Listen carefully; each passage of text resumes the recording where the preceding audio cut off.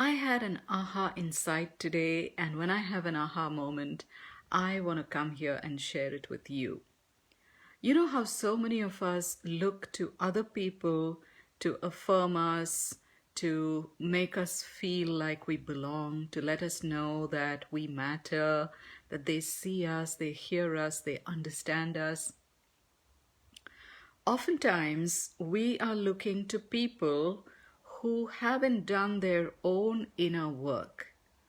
I'm not saying this with any criticism or judgment, but are you seeking affirmation from people who are unable to affirm themselves, who are unable to love themselves, who are in so much pain or denial of their pain that they don't even know who they are?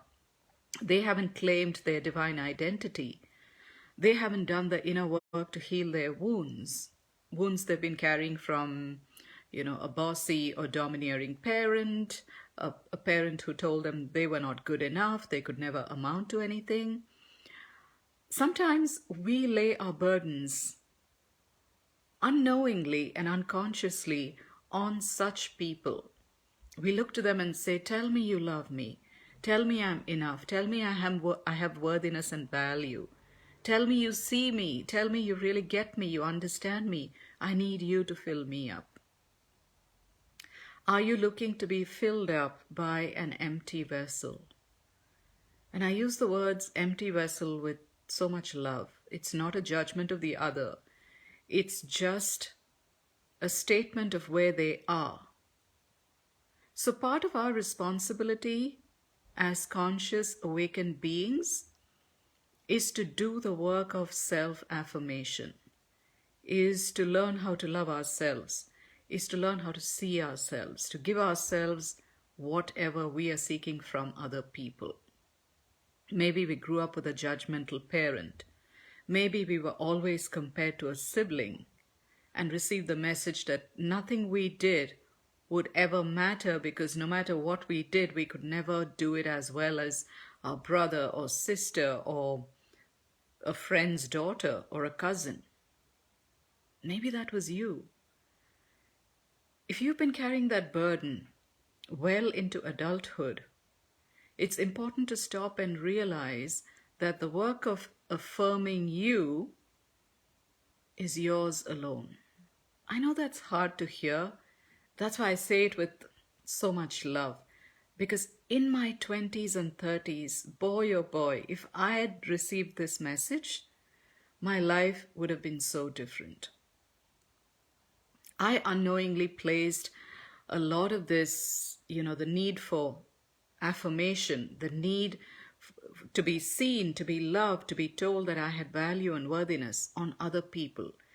And when they weren't able to give to me what I was seeking from them, I became very judgmental. I became angry. I cut them out of my life. Or I did to them what I accused them or blamed them of doing to me. In my 20s and 30s, I was not living as a conscious being. I didn't know a lot of the things that I know today. And so if you're hearing these words and there's a part of you that goes, yes, I do that too. I look to other people to remind me of my value, to remind me that I'm worthy, to see me, to love me, to care for me, to understand me. Know that other people exist to push your buttons, especially in intimate relationships, and the buttons they push are the places where you need to heal. This is so hard to hear and so necessary for us to understand. Those places where your triggers live, those are the exact places that you need to heal. So the reason why people are pushing those buttons is because the universe is saying, this is where you need to grow. This is where your psyche, your soul energy is stuck. This is what you need to pay attention to. And so I'm helping shine a light on this wound by calling into your life experience this person who's going to push that trigger, push that button, and remind you of how much it hurts. when they bring into your life experience a pattern that a parent demonstrated, or they bring into your life experience something you've been carrying, a lack of self-belief, a lack of value and worthiness, and they remind you of that by telling you you have no value, you have no worthiness, and your button gets pushed. But so often we react by blaming them, by telling them they don't know what they're talking about. We get defensive, we justify, we argue, we want to make them wrong. All of these things we do, all of the behaviors we indulge in, we do to protect that wound, because it feels so hurtful when someone pushes a trigger and you get worked up, you get angry, or you feel tears welling up. It's the pain of that experience. You're being reminded of what it feels like to have that experience all over again.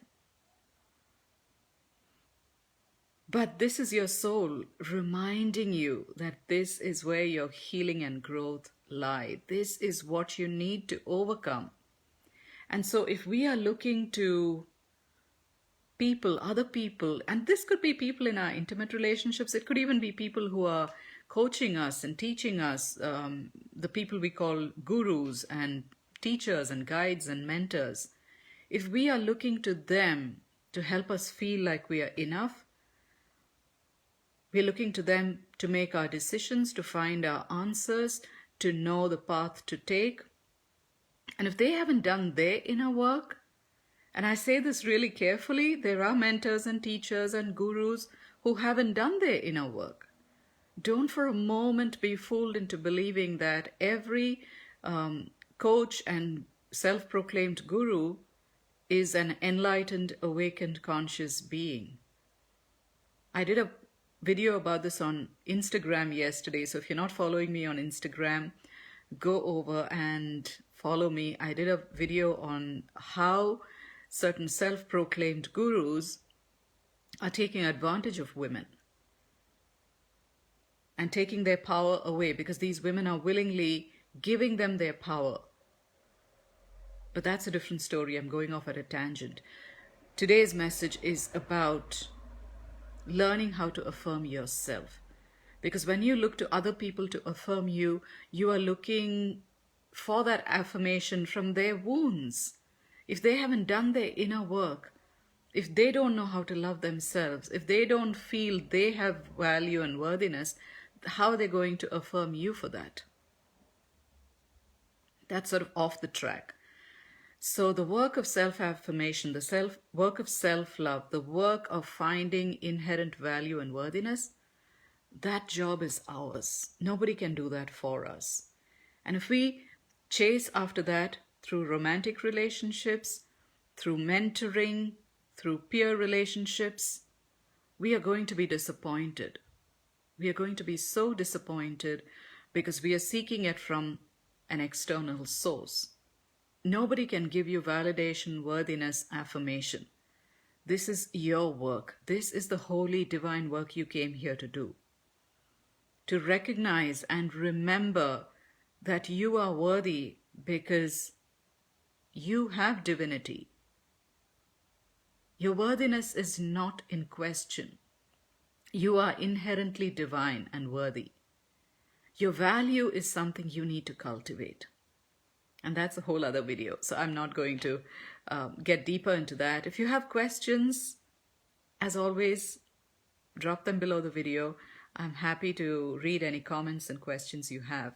But as you go through your day today, remember to affirm yourself, to seek validation from within, and the places in you that feel triggered, those are the places where your wounds are well and alive and need your healing. And the work of healing is yours alone. You can do it with a guide, a facilitator that you feel called to work with, whose energy you feel aligned with, whose messages you feel aligned with. But seeking it from a romantic relationship, seeking it from a parent, a sibling, a friend, or a peer, if they haven't done their inner work, they wouldn't know how to hold space for you. They wouldn't know how to validate you or affirm you. Ultimately, when we learn how to affirm ourselves, when we recognize who we are in our own eyes, that is a moment of coming home to ourselves. Have a beautiful day.